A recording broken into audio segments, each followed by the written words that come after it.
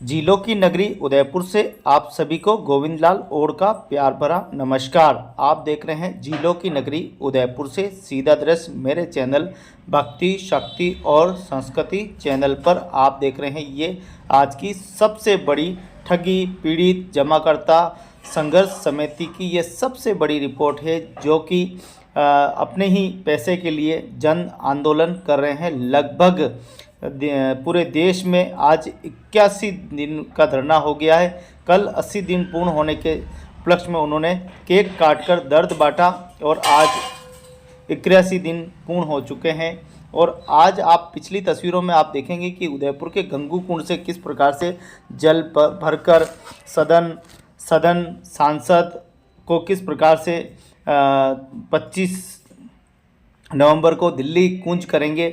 आज से इनका जो है अभियान वो शुरू हो चुका है।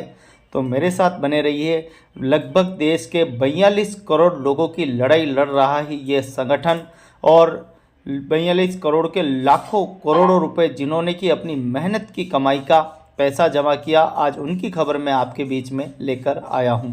आपको देखना बहुत ही ज़रूरी है, क्योंकि ये खबर जुड़ी है देश की हर एक अर्थव्यवस्था से जुड़ी है, प्रत्येक व्यक्ति से जुड़ी हुई है, प्रत्येक घर से जुड़ी हुई है। देश में क्रेडिट कोऑपरेटिव सोसाइटी कंपनियां आती है और 80 के दशक से ही इन्होंने अपने पैर जमाने शुरू किए और धीरे धीरे ये अपने मुकाम तक पहुंचती है। लोगों को बचत करना भी सिखाती है, साथ साथ में उनके भी नफ़े नुकसान का भी जो है वो क्रम चलता रहता है। लेकिन अचानक से भारत सरकार, मोदी सरकार देश में आती है 2014 में, और कई कंपनियों के उसी समय से बैंड लगा दिए जाते हैं। इसका कारण क्या है ये तो अभी तक पता नहीं है, लेकिन इतना ज़रूर पता है कि देश के 42 करोड़ लोगों का आज की तारीख में 3-3.5 लाख कंपनियां हैं जिनको बंद किया गया। उनके अंदर छोटा बड़ा सबका पैसा फंसा हुआ है। देश की सबसे बड़ी कंपनी हम माने तो आदर्श, सहारा और बल्क इंडिया लिमिटेड जैसी बड़ी कंपनियां हैं जिनके अंदर लाखों करोड़ों रुपए लोगों का जमा है।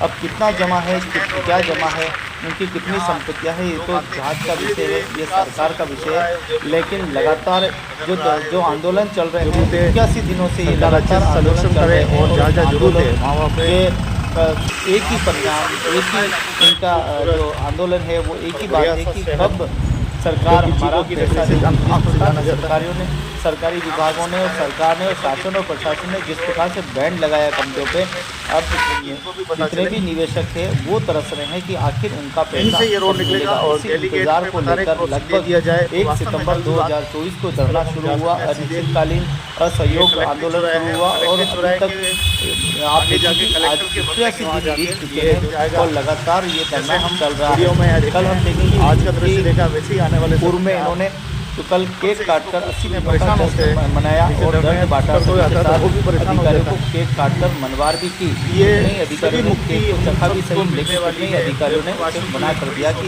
इस दर्द का केक हम नहीं खा सकते। और किस प्रकार से कलेक्टर के सामने ही लगभग ये 81 दिनों से जो है पूरा मोर्चा बांधकर बैठे हुए हैं। ये संघर्ष इनका जारी है, और ये संघर्ष इतना बड़ा है कि आज 81 दिन देश में हो चुके हैं। लगभग इनका आंदोलन आज की तारीख में हम अगर देखें तो ये आंदोलन 81 दिनों का हो चुका है। देश के 450 जगह इस धरने का जो है आयोजन हो रहा है, और पूरे जिले मुख्यालय पे इस प्रकार की तस्वीरें आपको हर जगह देखने को मिलेगी। देश के इतिहास में शायद ये सबसे बड़ा आंदोलन हम कह सकते हैं, देश का सबसे बड़ा धरना कह सकते हैं, देश का सबसे बड़ा सत्याग्रह कह सकते हैं। अभी तक ये चल रहा है और देश की सरकारें न झुक रही है, न रुक रही है, न देख रही है, न सुन रही है, न समझ रही है, और ये धरने से परेशान है, लगातार अपने पैसों की मांग कर रहे हैं। इसमें सामाजिक संगठन भी इसमें जुड़े हुए हैं, और सामाजिक संगठन भी चाहते हैं कि लोगों का, उनकी मेहनत का, कमाई का पैसा उनको वापस मिले। हालांकि ये सड़क से लगाकर सदन तक कई आंदोलन कर चुके हैं, कई बार नेता और प्रशासन को जगा चुके हैं, लेकिन ये तो वही ऊंट के मुंह में जीरे के बराबर बात हो रही है। अभी तक सरकार ने कोई भी बड़ी राहत की उम्मीद नहीं दी है। इन्होंने सड़क पर रहकर कई प्रताड़ना भी झेली है, मार भी खाई है, धक्के मुक्के भी खाए हैं, लेकिन धूप बरसात छांव सभी में का सामना करते हुए अभी भी धरने पर डटे हुए हैं और इस असहयोग आंदोलन को लगातार खड़ा कर रहे हैं। लगातार इनसे लोग संपर्क कर रहे हैं, जिन जिन के पैसे बाकी है वो इनके सदस्य भी बन रहे हैं और यह आंदोलन बड़ा तेज हो रहा है।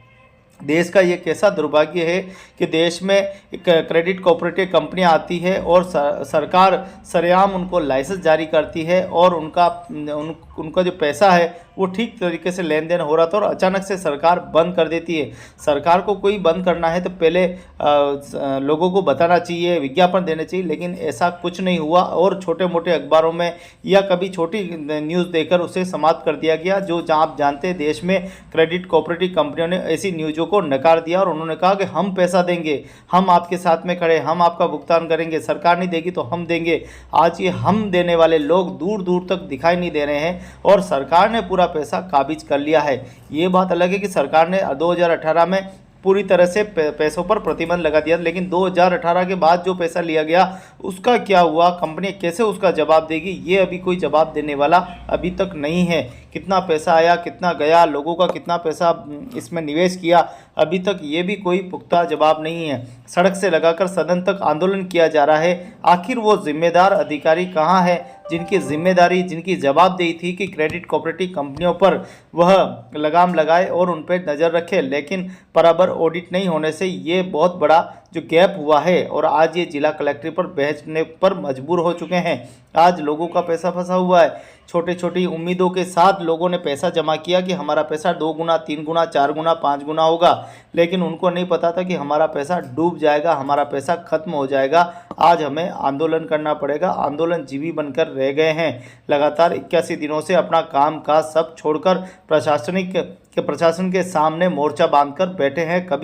कभी ये पुतला जलाते हैं तो कभी रैलियां निकालते हैं तो कभी असहयोग आंदोलन करते हैं, कभी भूख हड़ताल करते हैं। आखिर ये जाए तो जाए कहाँ? आप देखें कि इतनी बड़ी देश में घटनाएं हो रही, लेकिन कोई सुनने को तैयार नहीं है। कोई अधिकारी ये कहने को तैयार नहीं है कि मैं पैसा दिलाऊंगा, मैं सरकार से बात करूंगा। ये बात हो रही है कि मोदी जी के ध्यान में ये मामला कितना संज्ञान में आया है, अमित शाह के कितना संज्ञान में आया है, लेकिन इन तस्वीरों को देखने के बाद आपका भी दिल पसीज गया होगा कि लोग किस कदर परेशान हैं। लोगों अपने ही पैसे को लेकर दर दर की ठोकरें खाते हुए दिखाई दे रहे हैं और अब तो इनका आंदोलन इतना तेज हो गया है कि इन्होंने चंबल नदी का पानी तक लाकर अभिषेक करने की बात कही है। सदन और सांसद और जितने भी कुर्सियां हैं सदन की, सभी को धोने का इन्होंने इरादा बनाया है कि जिस प्रकार से दीमक लग जाती है उसी प्रकार से इस राजनीति को एक दीमक लग गई है, जो देश की बिल्कुल बात नहीं सुन रहे हैं और अपनी मनमानी लगा रहे हैं। आइए अगली तस्वीरों में हम देखेंगे किस प्रकार के जिलों की नगरी के गंगू कुंड से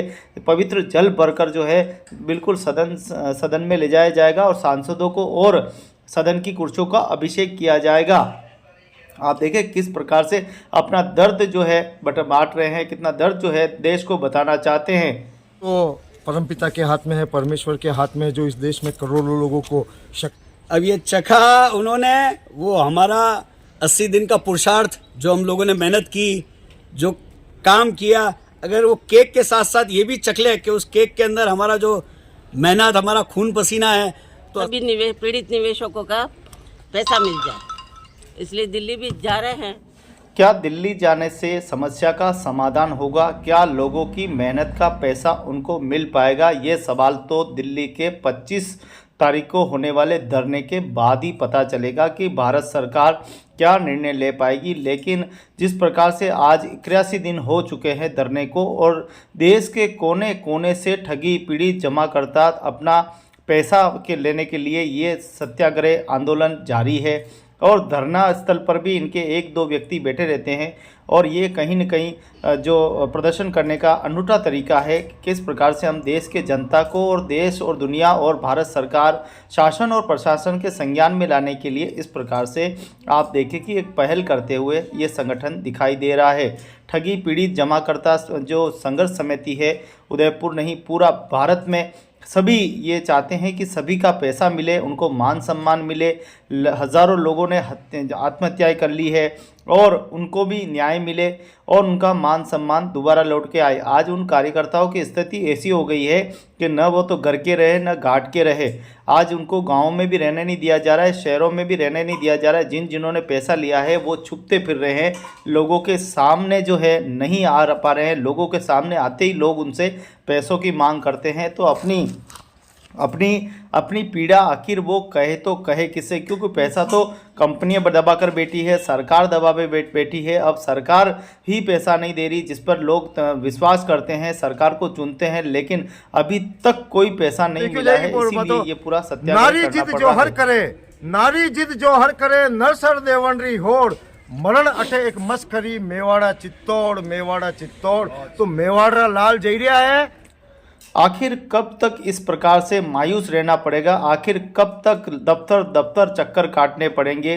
कब तक ये व्यवस्थाएं कब परमिशन सुधरेगी? देती है और जब सोसाइटियों पे जनता उस पर भरोसा करने लगती है तो एकदम से गवर्नमेंट आके उसको ठप्पा ठोक देती है और उससे हम जनता लोग तो अपना जो पैसा जमा कराया था वो गवर्नमेंट लेके बैठ जाती है, जिससे हम गरीब तो गरीब होते जा रहे हैं। हमारे पास न खाने को रहता है न पीने को रहता है।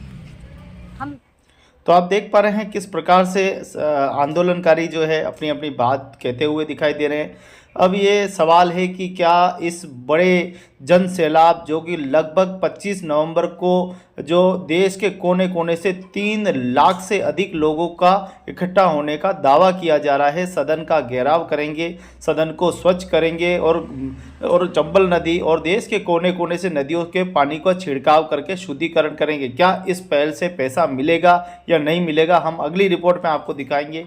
लेकिन दृश्य आप जिलों की नगरी से